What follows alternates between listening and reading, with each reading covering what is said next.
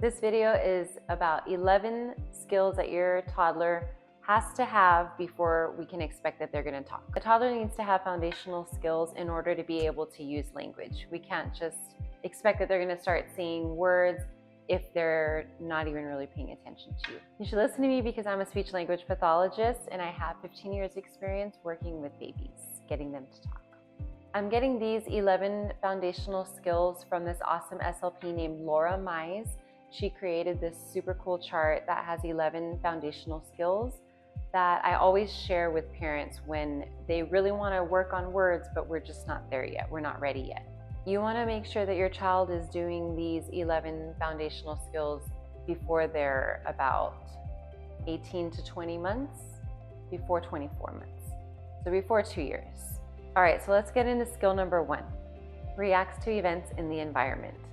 So this looks like the kid makes a face when someone walks in the room, shows excitement, watches others, pays attention when you put a toy next to them, they light up and they kind of try to reach for it.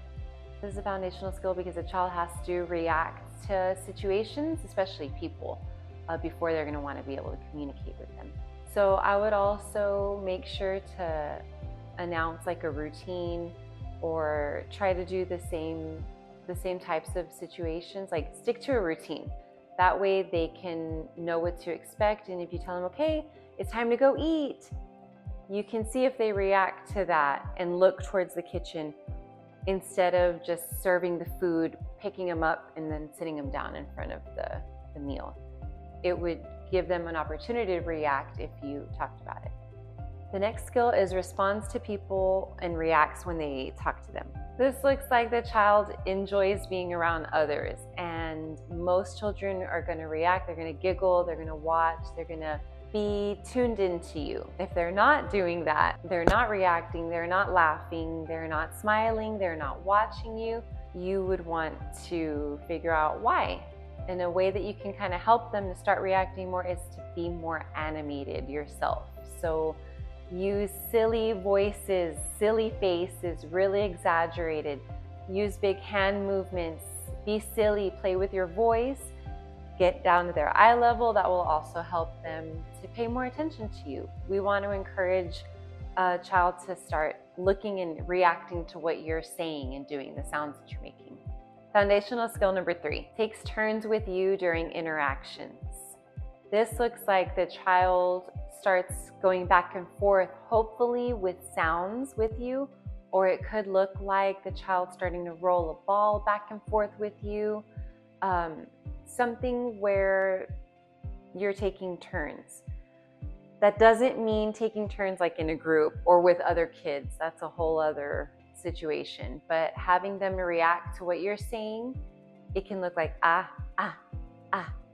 just back and forth, making some sounds. That's what you want to look for. Foundational skill number 4, develops a longer attention span. So I usually tell parents I expect about 2 minutes to start, hopefully. Most kids can pay attention a little bit longer, maybe about 10 minutes, 15 if it's really like a super exciting activity, but at least 2 minutes to start. 2 years old, 2 minutes. And then we want to move on to 5 minutes at least so that they can pay attention to an activity. The reason why you want that is because the child has to be able to pay attention to something long enough for them to get anything out of the activity. So you can't be modeling language if the kid is over there running around not paying attention to your book or to your puzzle or to your Play-Doh or whatever you have. You need them right there with you so that they can really be absorbing it and be taking in what you're modeling to them and getting enrichment from it. Skill number 5, shifts and shares joint attention with others.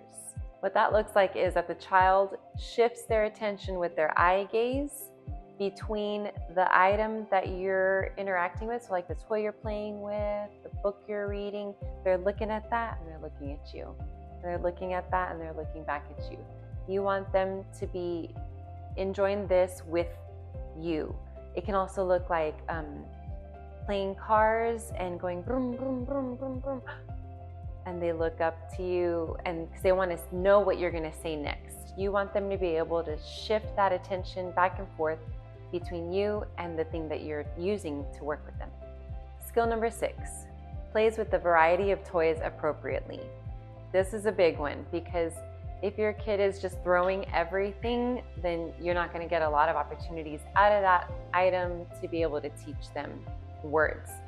So they have to know how to play with it appropriately so that you can use it in your interactions. A lot of times kids don't know how to play with these toys, and that parents look at that as they're not interested in them, but they usually just don't know how to do it. So you should be able to sit down with them and actually show them, demonstrate, ask them if they want help, kind of hold on to it while they're holding on to it at the same time, help them put it in. Let's say if it's a puzzle, you want to show them how to play with it, model how to play with it, because they don't just know, they're not born knowing. If you notice that your child isn't really doing these things, or you don't know how to get them to start doing it, leave a comment, leave a question, and I'll get back to you. And now skill number 7, understands early words and follows simple commands. So what this looks like is if you say, you want me to pick you up? They pick their arms up. If you say, where's your baba?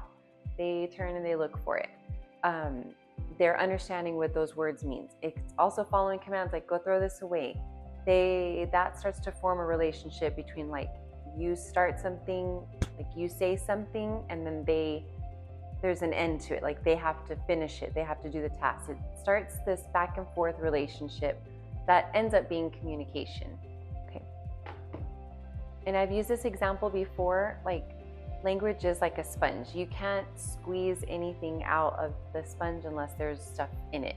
So whenever a child is following commands, even just to show you, show me ball, show me book, and you're having them show or get it, they're starting to show you that they can understand what that word means. If a child doesn't know what an object is and can't point it out to you, can't find it among all the other things that are there, they're never going to be able to ask for it. They have to definitely know what it is first and show you that they know, even if they're just looking, because sometimes kids know, but they don't want to go do it because that's just they don't want to. But if you know that they even just look at that thing, then you can say, okay, they have that already. Skill number 8, vocalizes or makes sounds purposefully. This looks like a child marching up to you and going, da, even if it's not an actual word, or maybe they're trying to say that, but they say something to you and it doesn't make any sense, but in their language it does. That's perfect. That's beautiful. They're right there on the brink of trying to start using words. It's really important to honor that when a child is making these sounds purposely and to meet them where they're at, because nobody starts speaking in long sentences first. Usually, some kids do. You start forming sounds by vowels and then the consonants, and then they get longer and longer. So those little sounds, those little grunts, the little utterances, vocalizations, those are meaningful, and we should reinforce them. Skill number 9, imitates actions, sounds, gestures, or words. This one is really important to me, especially the imitating actions, because I have a lot of kiddos that they're just not ready to imitate words. They don't either have the mechanics of the mouth yet, the control of the mouth to do it, or they're not ready, their confidence isn't there yet to try to start saying it. So I like to really build them up by imitating actions. So that can look like making a toy do something. I like to do stuff out of the ordinary with toys. That way I know they're copying me and they're not just playing with it the way it's supposed to be done. So I'll pretend a puzzle piece will eat the play food, and then I'll see if they'll do it too. Or I'll roll the ball down a pillow instead of rolling it to them. I like to do things like that, imitating actions with toys, because if they're not imitating actions with toys, which is a very non-threatening activity, that's just through play. There's no demand placed on them. If they've got to be willing to do that first before I can try to place that kind of a demand on them, with a much harder task, which is to move your mouth and make it sound the way you want it to. It's a lot harder than I think that we realize. But that's why I think that modeling actions and imitating actions is definitely the first thing that I would try out of that group. And then gestures too. So like a gesture like come here or blowing a kiss, those are fun ones. Peekaboos, those are really fun too. Those, again, it's a motor movement, so it's a lot easier to control than the mouth movement. So I would try doing that too. Skill number 10, using gestures like waving and pointing. This is important because it's the first, again, it's a motor movement, so it's going to be one of the first ways that they're going to communicate something to you before words are actually coming. So you want them to point when you say, what is it that you want? You want them to be able to point and show you, because at least they're using their body movement, at least they're using a gesture, and that's a socially accepted method of communication. We all point to each other or point to things that we want others to see or get for us. So that, when they're starting to point, that is, again, a really good sign that they're right there on the verge of starting to use words. And we want them to do that, again, to get their need met in a way that's easier for them than words. And then waving, again, that's also really important because it's part of a social routine. It shows that they're engaged and they want to be a part of us, what we do in our social situations. So waving, again, shows them like they can't say bye-bye maybe yet, but they already are doing this. That's showing you that they know what's expected of them in that routine. Skill number 11, initiates interaction with others to get their needs met. Okay, so the child is trying to walk up to you and take you and point and then vocalize. You know that they're right there, they're ready to start using words because they've already taken that responsibility on themselves that they want to communicate to you. Sometimes kids are just sitting back, kicking back. They just sit there and cry. They don't even walk towards the thing that they want.